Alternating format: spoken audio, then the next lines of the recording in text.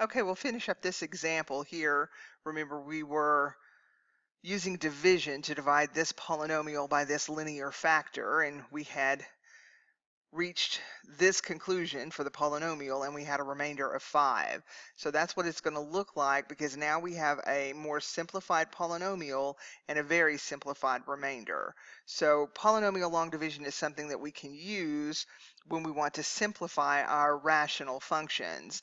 And remember, the definition of a rational function is simply that it is a polynomial in the numerator over a polynomial in the denominator. So P and Q here are polynomials, and we assume that they have no factor in common, that it's as simplified as it can get. So their graphs look quite different, because when you get a denominator, you could have a hole in the graph, you could have a vertical asymptote, but we graph these rational functions based on our parent function of f of x equals 1 over x, that parent reciprocal function that we know how that looks in the plane. Remember, it is this function that has a certain behavior in quadrant 1 that looks like this, and then a certain behavior in quadrant 3 that looks like this.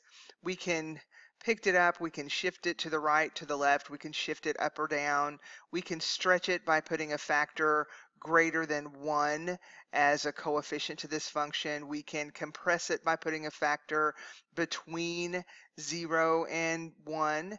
And we can reflect it. We could reflect it over the y-axis. We can reflect it over the x-axis. So we start with this parent function, and then we can make changes based on what the function rule is telling us to do. So if we were to graph this function, the very first thing that I would graph is I would graph that parent function, f of x equals 1 over x. And I would look here to see what had been done to this parent function to see if I had any movement to the right or to the left, any stretching, any compressing. We can definitely factor that 2 out front, so we know that that's a coefficient that's going to stretch our outputs by a factor of 2.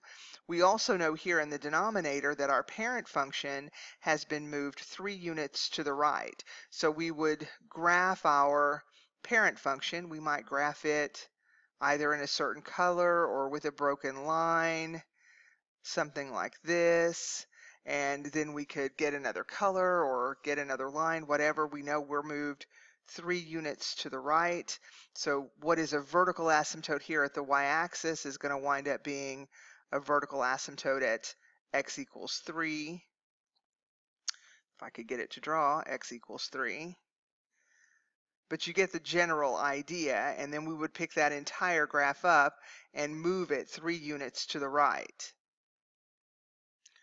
So here we are. I finally had to stop and start again, but you get the idea. We find the vertical asymptote now, that is x equals 3. This means a shift to the right, 3 units. So now we're going to redraw our function where our asymptote has been moved 3 units to the right. So now it's going to look like this.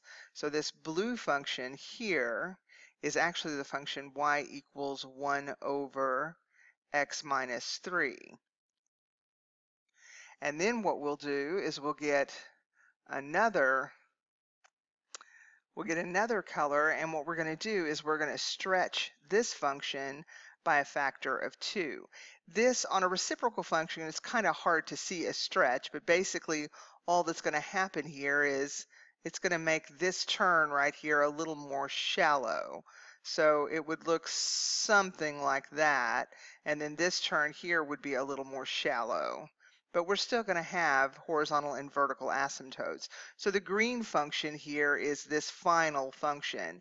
And so this is what I would do if I was asked to draw a rational expression. I would start with the parent function, and then I would handle one change from that parent function a step at a time and draw the differing parts. So you can see here is what the final function r of x equals 2 over the quantity x minus 3 would look like, we're still going to have the horizontal asymptote that is the x-axis, or the horizontal line y equals 0, and we have our vertical asymptote shifted 3 units to the right in the plane at x equal 3. So everything we did a while ago was absolutely correct. So if we were going to graph this function, it's a little bit harder to take our parent function of 1 over x and make the changes here, because we have something other than a constant in the numerator. And this is where polynomial long division comes into play, because if I can take division and turn this into a polynomial and a much more simplified remainder,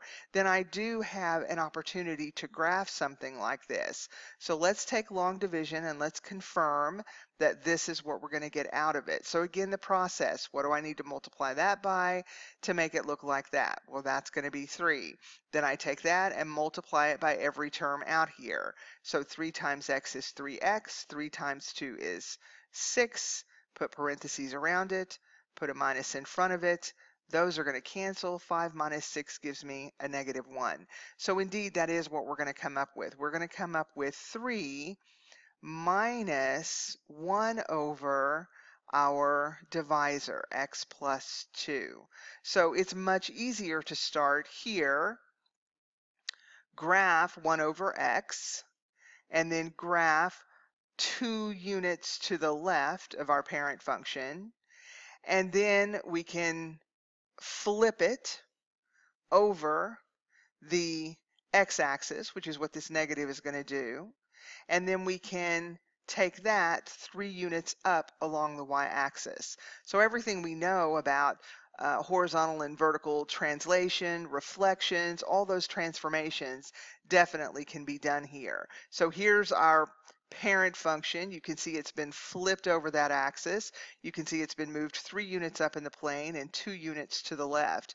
So polynomial long division is something that we can use to our advantage if we didn't have our calculator and we had to graph a rational function. So that totally completes our review of Algebra 1, Algebra 2, what parts of geometry that we need to know, and come to class next time, we'll work our final homework problems on our review, and then when we come back after exam 2, then we will actually start trigonometry.